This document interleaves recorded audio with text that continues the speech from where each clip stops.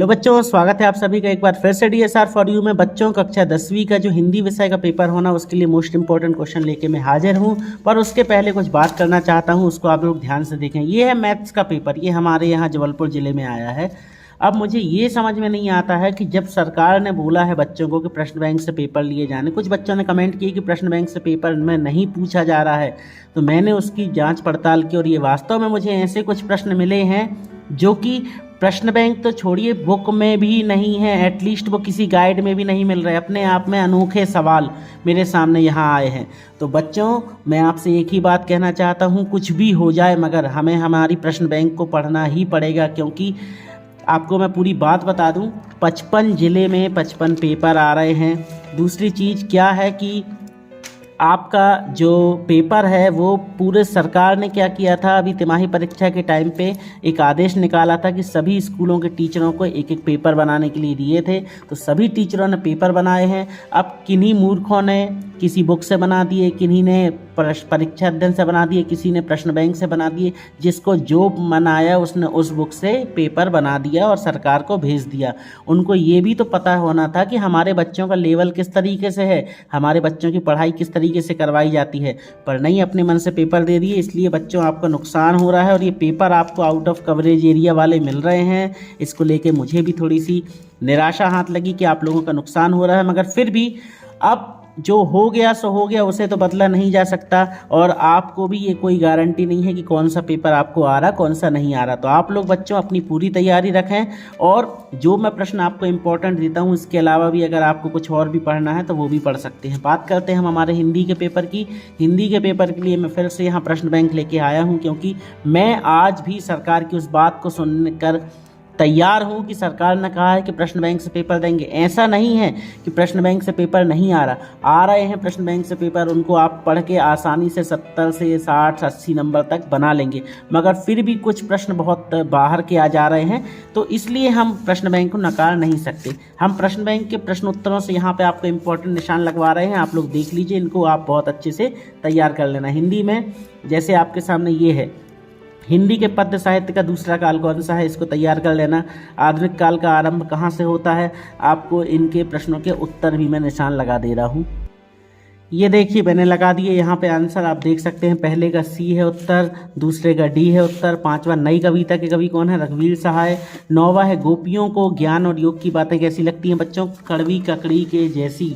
फिर श्री कृष्ण, गोपियों ने श्री कृष्ण की तुलना किससे की थी, तो हारेल की लकड़ी से की है। मर्यादा न लही के माध्यम से मर्यादा की बात कौन सी कही है, प्रेम संबंध की। सूरदास के गुरु कौन थे बच्चों, वल्लभाचार्य। सूर की रचना नहीं है, साहित्य लहरी है, तुलसीदास जी की है शायद रचना। फिर यहाँ पे 19वां, शिव धनुष के टूटने पर कौन क्रोधित हो गए बच्चों, परशुराम हो गए। रामचरितमानस की भाषा कैसी है, अवधी है। राम लक्ष्मण के गुरु का क्या नाम था, तो ये रहे बच्चों विश्वामित्र जी। फिर यहाँ पे 23वां देखें आप, 23वां तैयार कर लीजिएगा, 25वां देख लीजिएगा, 27वां देख लीजिएगा, 28वां देख लीजिएगा, 31वां देख लीजिएगा।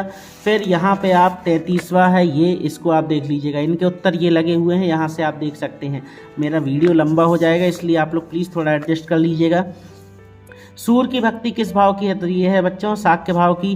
फिर सूरदास जी कैसे रहे, तो ये थे जन्मांध थे। गोपियाँ उद्धव को क्या मानती हैं, बड़भागी मानती हैं।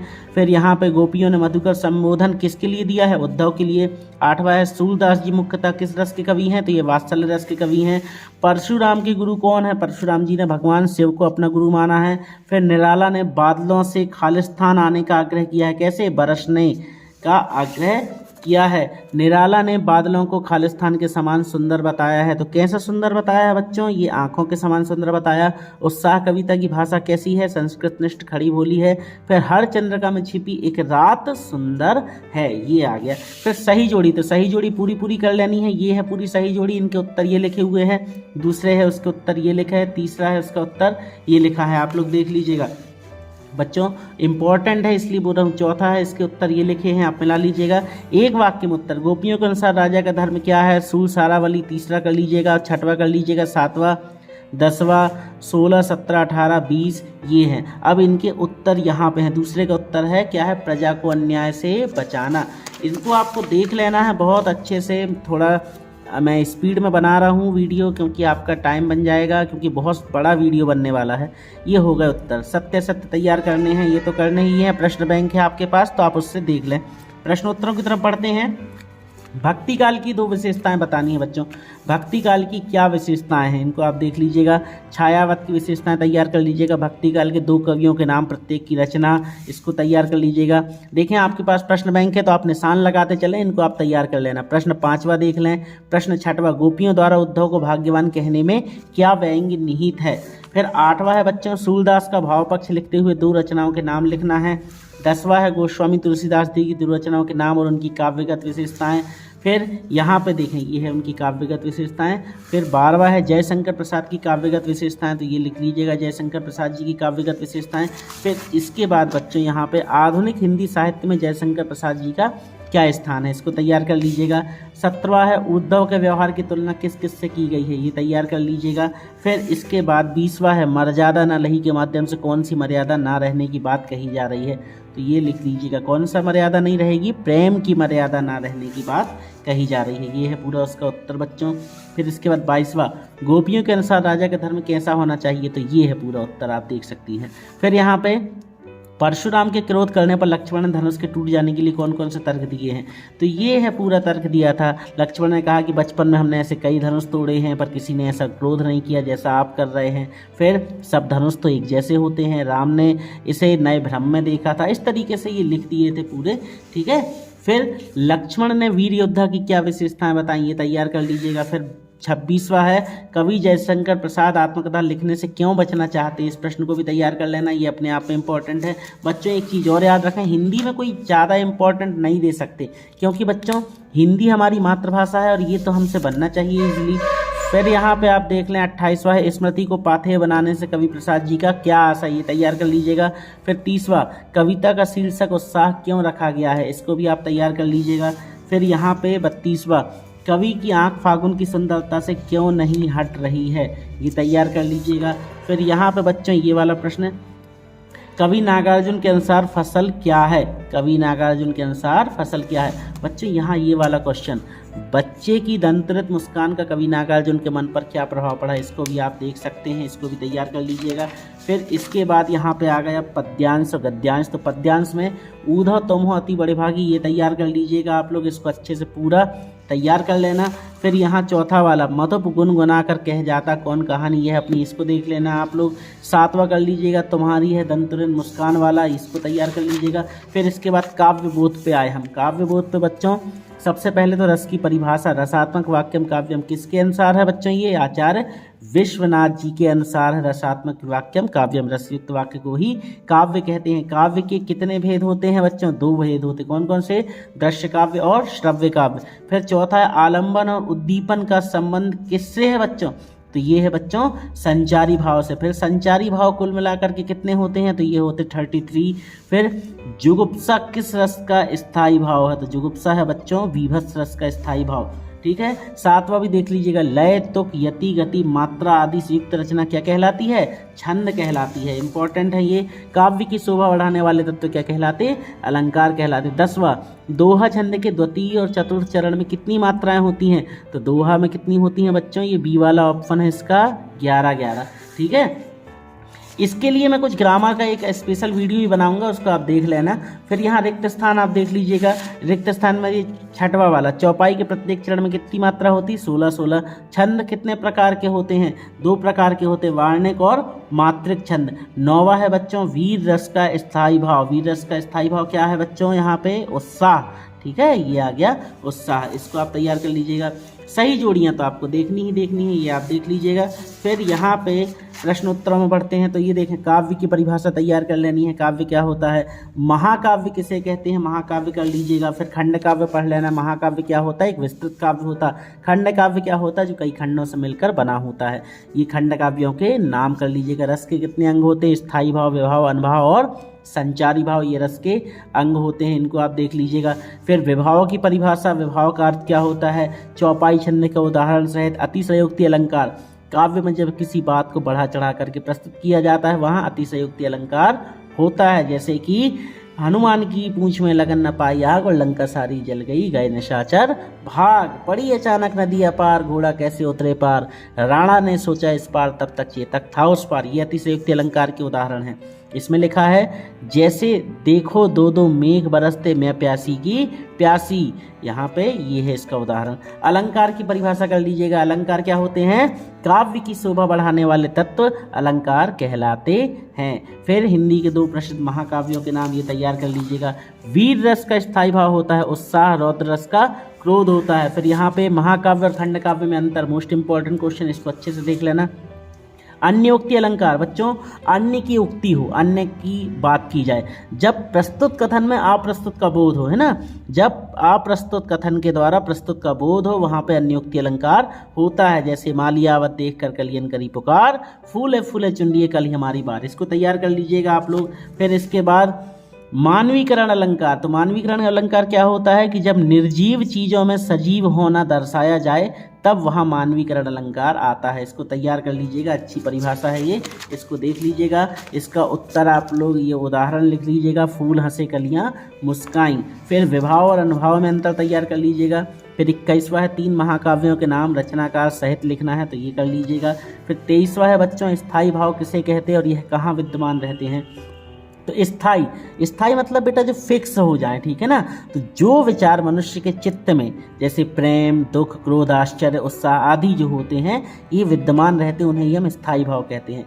स्थाई भाव क्या होते हैं? हमारे हृदय में छिप जाते हैं, ठीक है। और जब उनकी हिसाब से कोई परिस्थिति बनती है, अनुकूल वातावरण बनता है, तो ये स्वयं ही जागृत हो जाते हैं। जैसे हमें किसी के व्यक्ति के प्रति क्रोध है, हमेशा क्रोध नहीं रहेगा, जैसे ही हम उसे देखेंगे तो हमारे मन में वो क्रोध निकल आएगा, ठीक है। तो ये जैसे आपने किसी अपने टीचर को देखे, तो हमेशा तो नहीं कि घर में भी आप टीचर की इज्जत करते रहते, जैसे ही वो सामने आएगा तो हमारे मन में उसके प्रति सम्मान आ जाता। तो ये कहलाते बच्चों स्थायी भाव। काव्य के भेद, काव्य के कितने भेद हैं बेटा? 2 हैं, दृश्य काव्य और श्रव्य काव्य। इनकी परिभाषा कर लीजिएगा। काव्य किसे कहते हैं? तो आचार्य विश्वनाथ जी ने कहा है रसात्मक वाक्यम काव्यम, रसयुक्त वाक्य को ही काव्य कहते हैं, ठीक है। और ये पंडित जगन्नाथ की डेफिनेशन भी आप देख लीजिएगा। फिर इसके बाद बच्चों 28वां प्रबंध काव्य और मुक्तक काव्य में अंतर। 29वां रस की परिभाषा है। रस क्या होता है बेटा? ये रस की परिभाषा लिखी हुई है। ये परिभाषा किसी काव्य को पढ़ने, सुनने अथवा देखने से श्रोता के मन में जो आनंद की अनुभूति होती है उसे हम रस कहते हैं। रस कितने प्रकार के होते हैं? रस के अंग, तो रस के 4 अंग हैं। कौन कौन से? स्थायी भाव, विभाव, अनुभाव और संचारी भाव। स्थायी भाव जो हृदय में स्थायी रूप से बन जाए, ये स्थायी भाव। फिर विभाव, अनुभाव, संचारी भाव। तैयार कर लीजिएगा ये चारों परिभाषाएं। पुनरुक्ति प्रकाश, ठीक है। पुनरुक्ति प्रकाश क्या होता है? जब काव्य में क्रमशः शब्दों की आवृत्ति एक समान हो परंतु उनके अर्थ भिन्न हो, उन्हें भिन्न हो जाए। देखो वर्ड तो वही रहेंगे मगर उसकी मीनिंग बदल जाए, ठीक है। तो उन्हें क्या कहते हैं बच्चों? पुनरुक्ति प्रकाश अलंकार। जैसे लिखन बैठी जाकी सभी, गही गही गरब गरूर, ये एग्जाम्पल दिया हुआ है, आप इसको देख लीजिएगा। 32वां कर लीजिएगा अलंकार की परिभाषा। अलंकार क्या होते हैं? काव्य की शोभा बढ़ाने वाले तत्व अलंकार कहलाते हैं। ये कितने प्रकार के होते हैं? 2 प्रकार के मुख्य भेद हैं इनके, शब्दालंकार, अर्थालंकार। जब शब्द के माध्यम से काव्य में चमत्कार उत्पन्न हो तो उसे शब्दालंकार, और जब अर्थ के माध्यम से काव्य में सौंदर्य बढ़ जाए तो वहाँ पे अर्थालंकार। ये तैयार कर लीजिएगा। छंद की परिभाषा देख लेना। छंद क्या होती है? वर्ण, मात्रा, यति, गति, लय युक्त रचना को हम क्या कहते हैं? छंद कहते हैं। ये परिभाषा आप मत पढ़िएगा, छंद की परिभाषा आपको अभी मिली थी ना, जहाँ पे मैं आपको ये क्या लय, तुक, यति, गति, मात्रा और चरणबद्ध रचना को छंद कहते हैं, ठीक है ना। या फिर इसको जैसा भी आपको जमा के लिखना कि वह रचना जिसमें लय, तुक, यति, गति, मात्रा एवं चरण व्यवस्थित जमे होते हैं उसे हम छंद कहते हैं। और अगर आपको वो वाली परिभाषा लिखनी है तो ये भी आप लिख सकते हैं, जैसा आपको उचित लगे वो आप कर सकते हैं। इसके पश्चात हम अगले प्रश्न की तरफ बढ़ते हैं। तो ये आ गया हमारा बच्चों क्षितिज भाग 2 गद्य खंड। तो इसमें हमको प्रश्न उत्तर दिखा रहे हैं। नेताजी का चश्मा, एक ये वाला तैयार कर लीजिएगा। दूसरा है स्वयं प्रकाश जी का जन्म कहाँ हुआ था, ये आपको पता होना चाहिए। देखिए पहले का तो उत्तर हो जाएगा नेताजी का चश्मा क्या है बच्चों? एक कहानी है, ठीक है। फिर स्वयं प्रकाश जी का जन्म कहाँ पे हुआ था बच्चों? ये हुआ था मध्य प्रदेश में। फिर स्वयं प्रकाश जी ने किस पत्रिका का संपादन किया था? तो इन्होंने किया था वसुधा का संपादन। फिर 7वां है नेताजी की मूर्ति लगवाई थी। नेताजी की मूर्ति किसने लगवाई थी बच्चों? नगर पालिका के द्वारा लगाई गई थी। 8वां है, इसमें है कलम का जादूगर किसे कहा जाता है? तो ये कहलाते हैं रामवृक्ष बेनीपुरी जी। ठीक है। फिर इसके बाद बाल गोविंद भगत जी किसके पद गाते थे? ये कबीरदास जी के पद गाते थे, ये तो पता होगा आपको। फिर इसके बाद बच्चों सच्चे साधु की पहचान कैसी होती है? सच्चे साधु की पहचान किससे होती है? उसके विचारों से। फिर इसके बाद 18वां है मध्य प्रदेश के मंदसौर जिले में जन्म हुआ था। किसका जन्म हुआ था? ये हुआ था मन्नू भंडारी जी का, ठीक है। फिर इसके बाद 22वां है जैनेंद्र को कौन सा उपन्यास मन्नू भंडारी को पसंद है जैनेंद्र का? ये रहा बच्चों त्यागपत्र, ये। फिर उत्साह बिस्मिल्लाह खां किसके लिए प्रसिद्ध थे? ये शहनाई वादन के लिए। फिर उपन्यास सम्राट कौन है? मुंशी प्रेमचंद्र उपन्यास सम्राट के नाम से जाने जाते हैं। फिर ये कर लीजिएगा रिक्त स्थान, तो देखें लय ताल छंद आदि से युक्त रचना को क्या कहते हैं? पद्य की गद्य, तो ये कहलाएगी पद्य, ठीक है। फिर एक अंक वाली रचना को एकांकी कहते हैं। फिर आत्मकथा में लेखक अपने ही जीवन वृत्ति की प्रस्तुत करता है, यस आत्मकथा, ठीक है। फिर प्रेमचंद्र क्या है? तो प्रेमचंद्र एक मुंशी प्रेमचंद्र क्या है? इन्होंने कथाएं लिखी हैं। ये आपके मुंशी प्रेमचंद्र जी की बहुत सारे निबंध उपन्यास ये कथाकार की श्रेणी में काउंट किए जाते हैं। फिर जीवनी किसके ऊपर लिखी जाती है? किसी महापुरुष के ऊपर लिखी जाती है। फिर नेताजी की मूर्ति खालिस्तान के कपड़ों में थे, किसके कपड़ों में थी? फौजी के कपड़ों में थी। फिर यहाँ पे 20वां है मन्नू भंडारी का जन्म मध्य प्रदेश के कहाँ पे कौन से गांव में हुआ था? ये तैयार कर लीजिएगा। 21वां तैयार कर लीजिएगा। 24वां बिस्मिल्लाह खां का जन्म बिहार के किसमें? डुमराव गांव में हुआ था, ठीक है। फिर इसके बाद ये 30वां मानव संस्कृति एक अविभाज्य वस्तु है, इसको देख लीजिएगा। फिर यहाँ पे ये एक शब्द में उत्तर, तो देखें ये पूरे प्रश्न हैं और फिर इनके उत्तर भी मिल जाएंगे। ये आपके सामने मैं चला दे रहा हूँ, आप देख लें कौन कौन से प्रश्न हैं। और ये हैं बच्चों उन सारे प्रश्नों के उत्तर, ये हैं, ठीक है। सत्य सत्य में तीसरा, नाटक में 1 अंक होता है, ये गलत है। नाटक में अनेक अंक होते हैं, एकांकी में 1 अंक होता है। लघुत्तरी देख लें। आत्मकथा और जीवनी में 2 अंतर, इसमें कर लीजिएगा। आत्मकथा क्या होती है? जो लेखक के स्वयं के ऊपर लिखी जाती है, और जीवनी किसी दूसरे व्यक्ति के ऊपर लिखी जाती है, ठीक है ना। आत्मकथा में जो कुछ भी लिखा जाता है बच्चों को सत्य पे आधारित होता है, और जीवनी में बहुत सारी बातें मनगढ़ंत होती या अनुमानित होती हैं, ठीक है। अब जैसे आप हमारे जीवन के बारे में बताओ, तो आपको सब कुछ तो पता नहीं हमारे जीवन में, तो कुछ आप बना के भी लिखोगे कि सर ऐसे हैं, सर ऐसे हो सकते हैं, ठीक है, इस तरीके से। कहानी उपन्यास में अंदर कहानी बच्चे छोटी होती है, उपन्यास बड़ा होता है। कहानी में पात्रों की संख्या सीमित होती है, उपन्यास में पात्रों की संख्या अधिक होती है, ठीक है। बहुत कॉमन से प्रश्न हैं, और बाकी आपको ये 2 लिखना हो तो वो लिख दीजिएगा, जो मैंने बताया वो भी लिख सकते हैं। फिर नाटक एकांकी में अंतर, रेखा चित्र संस्मरण में अंतर, फिर निबंध किसे कहते हैं इसकी परिभाषा कर लीजिएगा।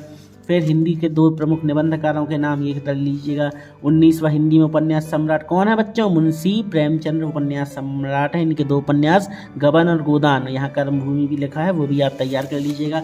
फिर रिपोर्टाज, इंग्लिश वर्ड रिपोर्ट से लिया गया है रिपोर्टाज, ठीक है ना, ये फ्रांसीसी भाषा का शब्द है, ठीक है। रिपोर्ट ये पढ़ लीजिएगा। फिर इसके बाद यहाँ पे आपको सेनानी न होते भी चश्मे वाले को लोग कैप्टन क्यों कहते थे, ये प्रश्न तैयार कर लीजिएगा।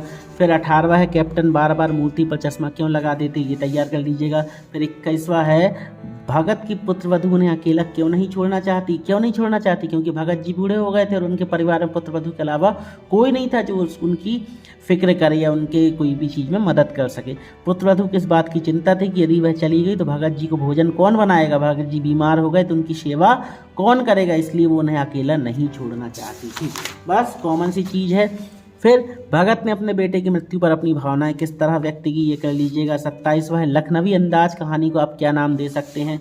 फिर 30वां है मन्नू भंडारी के पिता का स्वभाव शक्की क्यों हो गया था। 31वां है सन 1947 में मन्नू भंडारी को कौन सी सर्वाधिक खुशी मिली है। फिर 33वां बिस्मिल्लाह खां को शहनाई के मंगल ध्वनि का नायक क्यों कहा गया। फिर 35वां शहनाई को सुसर वाद्यों में शाह की उपाधि क्यों दी गई, ये तैयार कर लीजिएगा। 40वां देख लीजिएगा। 41वां 42वां। फिर इसके बाद बारी आ जाती है बच्चों हमारे गद्यांश वाले टॉपिक की, तो इसमें आपको तीसरा वाला तैयार कर लेना है, भादों की वह अंधेरी रात वाला। फिर इसके बाद 6वां वाला काशी आज भी संगीत के स्वर पर जगती है, और 7वां वाला तैयार कर लीजिएगा। बच्चों ये रहा हमारा हिंदी के इम्पोर्टेंट क्वेश्चन का फर्स्ट वीडियो। इसके बाद हम अगले वीडियो में ये भाषा बोध वाले ये बाकी जो बचे हुए हैं वो भी दे देंगे बच्चों। एक्चुअल में वीडियो ज़्यादा लंबा हो जाता है, फिर बच्चे बोर होने लगते हैं, इसलिए इस वीडियो में केवल इतना ही। इसके बाद अगला पार्ट 2 में बहुत जल्द लेके हाजिर होंगे, तब तक आप इतनी तैयारी करें। मिलते हैं बहुत जल्द अपने अगले वीडियो में। वीडियो पसंद आए तो वीडियो को लाइक ज़रूर कर देना। मिलते हैं, गुड बाय।